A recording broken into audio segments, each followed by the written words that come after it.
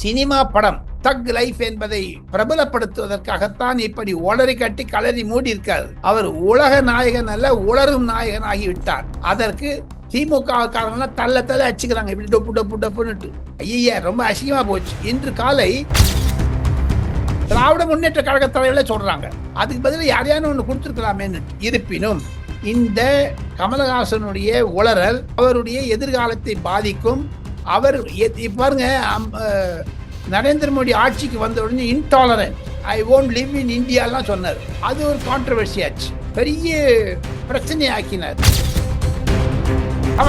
தவறான போக்கு மு.க. ஸ்டாலின் இன்றோ அல்லது நாளையோ தெளிவுபடுத்த வேண்டும். ஏண்டாப்பா அவருக்கு ராஜ்யசபா கொடுத்துட்டு ஒரு படத்தினுடைய 200 கோடி 300 கோடிக்காக தமிழகத்தையே அழகு வைக்கக்கூடிய கமலஹாசன் அந்த பட திறப்பு விழாவிற்கு தமிழிலும் மிக மோசமான நிலைமையில் போகும், பார்த்து கொண்டே இருங்கள். பிரதமர் நரேந்திர மோடி சந்தித்து வந்த பிறகு மு.க. ஸ்டாலினுக்கு ஒரு பயம் வந்து விட்டது, கிரி பிடிச்சு விட்டது, வயத்தில் புலி கலைக்க ஆரம்பித்து விட்டது, தோழமை கட்சிகள் எல்லாம் கைவிட்டு போகிறதே என்று. இப்பொழுது பாருங்கள், கமலஹாசனுடைய பேச்சுக்கு தீவிரமான இது வந்ததுன்னா ராகுல் காந்தியினுடைய பொசிஷன் என்ன, அதை சொல்லுங்க நீங்க. அடுத்த வாட்டி லோக்சபாவில் டிஆர் பையனை நல்லா வளர்த்து விட்டாரு, வைகோவும் ஒரு பையனை நல்லா வளர்த்து விட்டாரு. அவங்க கையில் டிஆர் பாலுடைய சொத்தே ஒரு 50,000 கோடி இருக்குன்னு சொல்றாங்க. அவர் குட்டி அதானிங்கிறாங்க. நீ தயாநிதி மாறனை போய் பாருங்க, டிஆர் பாலு பத்தி அவ்வளவு புகார் சொல்றாரு. ராஜாக்களுங்க அவ்வளவு புகார் சொல்றாரு. ஆக மொத்தம் டிஆர் பாலு திமுகவில் ஒரு பெரிய பெருச்சாளி, அம்பானி அதானிக்கு ஈக்குவல் ஆயிட்டாரு.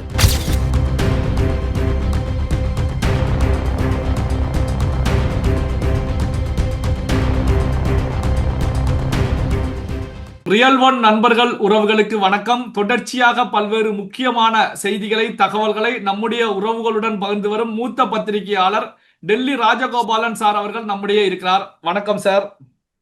நமஸ்காரம். நமஸ்காரம். நமஸ்காரம் சார், இந்த கமலஹாசனுடைய மொழி குறித்த பேச்சு, அதாவது கல் தோன்ற முன் தோன்ற காலத்து முதல் முன் தோன்றிய மூத்த குடி பேசிய மொழி தமிழ் மொழி அப்படின்னு சொல்லப்படக்கூடிய சூழ்நிலை தான் பல வரலாற்று ஆய்வாளர்கள் தமிழ் மொழிதான் முதன்மையான மொழி அப்படிங்கிற கருத்துக்களை முன்வச்சாலும், இப்ப சீமான், எடப்பாடியார், விஜய், எதிர்கட்சிகள் எல்லாமே கமலுக்கு ஆதரவான தமிழ் மொழியை முன்னிலைப்படுத்தி அறிக்கைகளை வெளியிடுறாங்க. கர்நாடகாவில் இருக்கக்கூடிய கன்னட மொழி குறித்து பேசக்கூடியவர்களுக்கு எதிரான கண்டனங்களை முன்வைக்கிறாங்க. ஆனா திமுக பொறுத்த வரைக்கும் இந்த நிமிடம் வரைக்கும் கமலஹாசனுக்கு ஆதரவாகவோ அல்லது கன்னடத்துல தமிழ் மொழிக்கு எதிராக பேசியவர்களுக்கு எதிராகவோ எந்த ஒரு கண்டனத்தையும் முன்வைக்க மாட்டேங்கிறாங்க. இதனுடைய காரணம் என்ன சார்? கடந்த ஒரு வாரமாக ஏன் மு.க. ஸ்டாலின் மௌனம் சாமிக்கிறார்? எதுவா இருந்தாலும் சைலண்டா ஏங்க காரணம், அந்த பிரச்சனைகளை எல்லாம் அணுகுமுறை செய்வதற்கு தனியான ஒரு கடினம் இருக்கிறது. என்ஃபோர்ஸ்மெண்ட் டைரக்டரேட் ரெய்டு செய்யும் பொழுது தமிழகத்தில் இருந்து வரக்கூடிய பத்திரிகைக்காரர்கள் கூட டெல்லியில் கேட்ட பொழுது என்ஃபோர்ஸ்மெண்ட் டைரக்டரேட் அவர் உடனே சொல்றாரு, எடப்பாடி பழனிசாமி வெள்ளை கொடி காமிக்கிறேன், நான் காவி கொடி காமிக்கிறேன், எதையோ ஒன்று சொல்றாரு. ஆக மொத்தம் அன்புமணி ராமதாஸனுடைய தகப்பனார் ஐயா ராமதாஸ் மாதிரி மு.க. ஸ்டாலினும் சரியான பதில் சொல்ல வேண்டும், தவறான கருத்துக்களை சொல்லக்கூடாது என்பதுதான் எதிர்பார்க்கிறார்கள். இருப்பினும் கடந்த 10 நாட்களில் திமுக மௌனம் சாபிப்பது ஏன் கமலஹாசன் விஷயத்தில் என்று கேட்டீர்கள். அதற்கு சரியான சமயத்தில் தன்னுடைய சினிமா படம் தக் லைஃப் என்பதை பிரபலப்படுத்துவதற்காகத்தான் இப்படி ஒளரி கட்டி கலரி மூடி இருக்கார். அவர் உலக நாயகன் அல்ல, உளரும் நாயகன் ஆகிவிட்டார். அதற்கு திமுக காரங்க தள்ள தள்ள அடிச்சுக்கிறாங்க, இப்படி டொப்பு டொப்பு டொப்புன்னுட்டு. ஐயா, ரொம்ப அசிங்கமா போச்சு. இன்று காலை ராஜாவுடைய துணைவியார் பரமேஸ்வரனுடைய ஒரு 4வது நினைவு நாள். அந்த அம்மா மறைந்து போய் 4 வருடங்கள் ஆகிவிட்டது. அதற்கு சில அனுதாபங்களை தெரிவிப்பதற்காக டெல்லியிலிருந்து பலர் ராஜாவிடம் பேசினார். நானும் பேசினேன், நானும் அனுதாபத்தை தெரிவித்தேன், நான் ட்விட்டர் பக்கத்தில் போட்டிருக்கிறேன். அப்பொழுது பேசிய திமுக தலைவர்கள் சொல்லுகிறார்கள், கமலஹாசன் ஒரு உளறுவாயன் என்று. திராவிட முன்னேற்ற கழக தலைவர்களே சொல்றாங்க, அதுக்கு பதில் யாரையான ஒன்று கொடுத்துருக்கலாமேன்னு. இருப்பினும் இந்த கமலஹாசனுடைய உளறல் அவருடைய எதிர்காலத்தை பாதிக்கும். அவர் பாருங்க, நரேந்திர மோடி ஆட்சிக்கு வந்த உடனே intolerant, I won't live in இந்தியாலாம் சொன்னார். அது ஒரு கான்ட்ரவர்சி ஆச்சு, பெரிய பிரச்சனை ஆக்கினார். அவர் ஒரு அன்புமணி ராமதாஸ் அப்பா டாக்டர் எஸ் ராமதாஸ் மாதிரி இவரும் ஒரு வயதான காலத்தில் பேசுவதை குறைத்துக் கொள்ள வேண்டும், அதிகமாக பேசக்கூடாது. அதுதான் விஷயம். வளர்ற பைத்தியக்காரன் ஆகிட்டாங்க சார். தமிழ்காரன் என்ன சார், 8 கோடி தமிழர்களை பைத்தியக்காரன் ஆக்குறாங்களா சார் எல்லாரும் சேர்ந்துட்டு? இதற்கு ஒரு விடிவு காலம் வேண்டும், விடியல் வேண்டும். காரணம் என்ன என்று கேட்டால், தமிழகம் கொந்தி அளிக்கிறது இப்பொழுது. நாளை காலை தேர்தல் வைத்தால் வட இந்தியாவில் இருக்கக்கூடிய சில ஆய்வாளர்கள் மூலமாக, நான் ஒரு ஆங்கில தொலைக்காட்சியிடம் பணிபுரிகிறேன், அவர்களுக்கு ஆலோசகராக இருக்கிறேன், அவர்களுக்கு வரக்கூடிய டேட்டா பார்த்தீங்கன்னா அகில இந்திய அளவில் ஆபரேஷன் சிந்தூருக்கு பிறகு 400 சீட்டு நரேந்திர மோடிக்கு கிடைக்கும் என்று அணுகுமுறை சொல்லுகிறார்கள், அனுமானங்கள் சொல்லுகிறார்கள். ஆனால் தமிழகத்தில் திராவிட முன்னேற்ற கழகத்திற்கு 5 அல்லது 6 சீட்டு தான் எடப்பாடி பழனிசாமி தலைமைக்கு 32 லோக்சபா சீட் கிடைக்கும் என்று ப்ரொஜெக்ஷன் செய்கிறார்கள். இதையெல்லாம் வைத்து பார்த்தால் பொதுமக்களிடையே இருக்கக்கூடிய கொந்தளிப்பு, பொதுமக்களிடையே இருக்கக்கூடிய ஆவேசம், காழ்ப்புணர்ச்சி எல்லாம் வெளில வரப்போகுது. காரணம் சாராயம், மருந்து பொருள்கள், திராவிட முன்னேற்ற கழகத்தில் இருக்கக்கூடிய திகிடு தத்தங்கள், ஒரு பொன்முடி போன்றவர்கள் எல்லாம் வைணவா சைவமா நிற்கிறதா உட்காந்துக்கிறதா, எப்படி அதெல்லாமா பேசுறதுங்க? அவங்களுடைய கொள்கையை பற்றி பேசாமல் பேசி விடுகிறார்கள். இதுதான் மு.க. ஸ்டாலினுக்கு தலையில அடிச்சுக்கிறாங்க. நரேந்திர மோடியை பார்க்க தன் மகனை காப்பாற்றுங்கள் என்று கேட்டு சரணாகதி அடைந்த நரேந்திர மோடியிடம் எம்.கே. ஸ்டாலினுக்கு இது ஒரு புது பிரச்சனை ஆகிவிட்டது, கமல்ஹாசன் பிரச்சனை. சார், இப்போ திமுக பொறுத்த வரைக்கும் ஸ்டாலின் அவர்களாக இருக்கட்டும், உதயநிதி ஸ்டாலின் அவர்களாக இருக்கட்டும், ஒரு ஹிந்தி மொழி எதிர்ப்பு, சமஸ்கிருதம் எதிர்ப்பு அப்படின்னா முதல் நிலையில குரல் கொடுக்கக்கூடியவங்க. தமிழ் மொழிக்கு ஒரு அவமதிப்பு ஏற்படும் போது, இப்ப கமலஹாசனை தான் கைவிட்டுட்டாங்க, தமிழ் மொழிக்கு ஒரு அவமதிப்பு ஏற்படும் போது குரல் கொடுக்காமல் இருக்கக்கூடிய நிகழ்வை எப்படி சார் பார்க்க? தவறான போக்கு. மு.க. ஸ்டாலின் இன்றோ அல்லது நாளையோ தெளிவுபடுத்த வேண்டும். ஏண்டாப்பா அவருக்கு ராஜ்யசபா கொடுத்துட்டு ஒரு படத்தினுடைய 200 கோடி 300 கோடிக்காக தமிழகத்தையே அடகு வைக்கக்கூடிய கமலஹாசன் அந்த பட திறப்பு விழாவிற்கு தமிழிலும் மிக மோசமான நிலைமையில் போகும், பார்த்து கொண்டே இருங்கள். இனி தமிழ்நாட்டிலிருந்து கமலஹாசன் எது பேசினாலும் கர்நாடகாரர்கள் எதிர்ப்பார்கள், லோக்சபாவிலும் ராஜ்யசபாவிலும். இது பாஜகவிற்கு சாதகமாக வட இந்தியாவில் இருந்தாலும் கமலஹாசனை பார்த்தாலே ஒரு காழ்ப்புணர்ச்சி வர ஆரம்பித்து விட்டது வட இந்தியர்களுக்கு. சரி, இப்போ தமிழ் மொழி குறித்து ஏதாவது கருத்துக்களை பேசணும்னா, கர்நாடகாவில் காங்கிரஸ் ஆட்சி இருக்கிறது, இந்திய கூட்டணியில பிளவு ஏற்பட்டுவிடும், தமிழ்நாட்டில் திமுகவை விட்டு காங்கிரஸ் வெளியேறி சென்று விடும். இப்படியான ஒரு சூழ்நிலையில தான் முதல்வர் ஸ்டாலின் அவர்கள் அமைதி காக்கிறாரா சார்? பயம்.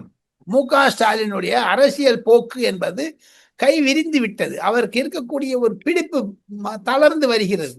அதுதான் காண்பிக்கிறது. தாங்கள் கூறியது மாதிரி பிரதமர் நரேந்திர மோடி சந்தித்து வந்த பிறகு மு.க. ஸ்டாலினுக்கு ஒரு பயம் வந்து விட்டது, கிரி பிடிச்சு விட்டது, வயத்தில் புலி கலைக்க ஆரம்பித்து விட்டது, தோழமை கட்சிகள் எல்லாம் கைவிட்டு போகிறதே என்று. இப்பொழுது பாருங்கள், கமலஹாசனுடைய பேச்சுக்கு தீவிரமான இது வந்ததுன்னா ராகுல் காந்தியினுடைய பொசிஷன் என்ன, அதை சொல்லுங்க. நீங்க பார்த்து மு.க. ஸ்டாலின் சொல்றீங்க, அங்க ராகுல் காந்தி தமிழ் ஆதரிப்பாரா? இப்போ 10 எம்பிக்கள் தமிழகத்தில் இருந்து வருகிறார்கள். காங்கிரஸ் இதற்கு பதில் சொல்ல வேண்டும். காங்கிரஸ் எம்பிக்கள் இன்க்ளூடிங் பி. சிதம்பரம் வாய் அடைத்து இருக்கக்கூடிய நீங்க மு.க. ஸ்டாலின் சொல்றீங்களே, காங்கிரஸ் கட்சியினுடைய பிரிவு என்ன?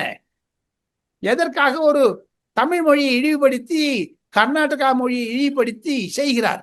சார், என்னதான் விமர்சனங்கள் முன்வைத்தாலும் வைகோவை பொறுத்த வரைக்கும் நீண்ட காலம் அரசியல்ல பயணிக்கக்கூடிய ஒரு தலைவர். வைகோவை ஓரம் கட்டி தான் இப்போ கமலஹாசனுக்கு எம்பி பதவி ராஜ்யசபாவில் கொடுத்திருக்கிறார் தமிழக முதலமைச்சர் மு.க. ஸ்டாலின் அவர்கள்.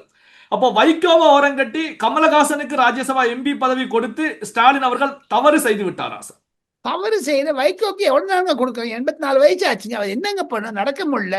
அடுத்த டி.ஆர். பாலுக்கு மேல அந்த கத்தி விழப்போகுது, பார்த்துட்டே இருங்க.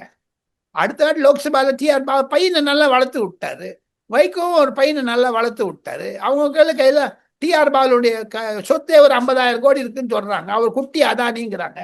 நீ தயாநிதி மாறனை போய் பாருங்க, டி.ஆர். பாலுவை பத்தி அவ்வளவு புகார் சொல்றாரு. ஆர் ராஜா கேளுங்க, அவ்வளவு புகார் சொல்றாரு. ஆக மொத்தம் டி.ஆர். பாலு திமுகவில் ஒரு பெரிய பெருச்சாளி, அம்பானி அதானிக்கு ஈக்குவல் ஆயிட்டாரு. ஸோ நீங்க சொல்றீங்களே, திராவிட முன்னேற்ற கழகத்தில் இருக்கக்கூடிய பெருச்சாளிகள், திமிங்கலங்கள், பண திமிலங்கள், அதெல்லாம் வச்சு பார்த்தீங்கன்னா தான் உங்களுக்கு மனதிற்கு ஒரு கோபம் வருகிறது. இந்த இந்த சிச்சுவேஷனை பார்த்தீங்கன்னா சிவா, நீங்க கேட்ட மாதிரி திமுகவிற்கு பேரிழப்பு தான் வரும் இந்த பிரச்சனைகள் மூலமாக. சார், இப்போ தமிழகத்தை பொறுத்த வரைக்கும் 6 ராஜ்யசபா எம்பிக்கள், இதுல வந்து பாத்தீங்கன்னா திமுக 4 பேரை அனௌன்ஸ் பண்ணிட்டாங்க. ஆனா அதிமுகவுக்கு சாதகமான ஒரு நிலைப்பாட்டை ஸ்டாலின் அவர்கள் எடுத்திருக்காங்க. அதாவது 5 கேண்டிடேட் அனௌன்ஸ் பண்ணியிருந்தாங்க அப்படின்னா ஓட்டுப்பதிவு நடக்க வேண்டிய ஒரு சூழல் உருவாகி இருக்கும். ஏன்னா அதிமுகவுக்கு 64 எம்எல்ஏக்களுடைய சப்போர்ட் தான் இருக்கு. அப்போ அதிமுக வந்து ப்ரூஃப் பண்ணணும் அப்படின்னா பாமக, பாஜக, ஓபிஎஸ் ஆதரவாளர்கள் இவர்களுடைய சப்போர்ட் இருந்தா தான் 2 எம்பிக்களை பெற முடியும். அந்த நெருக்கடியை ஸ்டாலின் அவர்கள் எடப்பாடியாருக்கு கொடுக்காம 4 கேண்டிடேட்டை தான் அனௌன்ஸ் பண்ணியிருக்காங்க. தேர்தல் இல்லாமலே எம்பிக்களை தேர்வு செய்யக்கூடிய ஒரு முறையை ஸ்டாலின் அவர்கள் தற்போதைய நிலையில எடுத்திருக்காங்க. இதோட பின்னணி என்னவாக சார் இருக்கும்? காரணம், திமுக வந்து கமலஹாசனுக்கு கொடுத்ததன் மூலமாக, கூட்டணி கட்சிக்கு கொடுத்ததன் மூலமாக காங்கிரஸுடைய டிமாண்டை குறைச்சிட்டாரு. காங்கிரஸ் தன் கட்சியை விட்டு போகக்கூடாதுன்னு பார்த்தாரு, கூட்டணியை கட்சியை இருக்க வைக்க பார்க்கிறார். அதுதாங்க தாத்பரியம். ஒண்ணு, எப்பவுமே அன்ன போஸ்டா தான் வருங்க. இன்னைக்கு பாருங்க, அதிமுகல இருந்து இன்னைக்கு அனௌன்ஸ் பண்ண போறாங்க 2 பேரு. ஒருவேளை டி ஜெயக்குமாரும் நம்ம அன்வர் ராஜாவையும் அனௌன்ஸ் பண்ணிட்டாங்கன்னா விஷயம் முடிஞ்சுது. எனினும் 5வது கேண்டிடேட் திமுக போடுவதற்கு இன்னும் வாய்ப்பு இருப்பதாகத்தான் நான் கருதுகிறேன். காரணம், சில பேச்சுவார்த்தைகள் நடந்து கொண்டு இருக்கின்றன. 5 ஓட்டுகள் இருக்கக்கூடிய ஓ பன்னீர்செல்வம் என்ன செய்ய போகிறார், அதையும் தவிர பாஜகவுடைய அணுகுமுறை எப்படி இருக்கும், இதெல்லாம் பார்க்க வேண்டும். பாஜக கண்டிப்பாக அவர்கள் பாமகனுடைய ஓட்டு எங்க போகும்? இது அன்னபோஸ்டா வந்தாதான் சரியாகும். எலெக்ஷன் வந்துருச்சுன்னு வச்சுங்க, மு.க. ஸ்டாலின் கண்டிப்பாக ஒரு 5வது கேண்டிடேட்டை கூடிய விரைவில் போட்டின்னு இன்னும் 9 நாள் 10 நாள் இருக்குங்க. 10 நாளுக்குள்ள நிறைய மாறுங்க சிவா. நம்ம செம்மலைக்கு கொடுக்கணும்னு பாக்குறாங்க. செம்மலை இல்லைன்னா டி சிவகுமார். டி சிவகுமார் கொடுத்துட்டானே, அவர் ஆங்கிலம் பேசுபவர், ஜிஎஸ்டி கவுன்சில் மீட்டிங்லாம் வந்திருக்காரு, விஷயம் தெரிஞ்சவர், எடப்பாடி பழனிசாமியிடம் கூடவே இருந்திருக்காரு. அவருக்கு ராஜ்யசபா கொடுத்துட்டாங்கன்னா அவர் லோக்சபா அடுத்த ஸ்பீக்கரோ அடுத்த மந்திரியோ இல்லாத மாதிரி கொடுத்துருவாங்க இங்க டெல்லியில. இதுதாங்க பின்னணி. பல்வேறு முக்கியமான தகவல்கள், செய்திகளை நம்முடைய உறவுகளுடன் பகிர்ந்து கொண்டதற்கு நன்றி சார். தேங்க்யூ.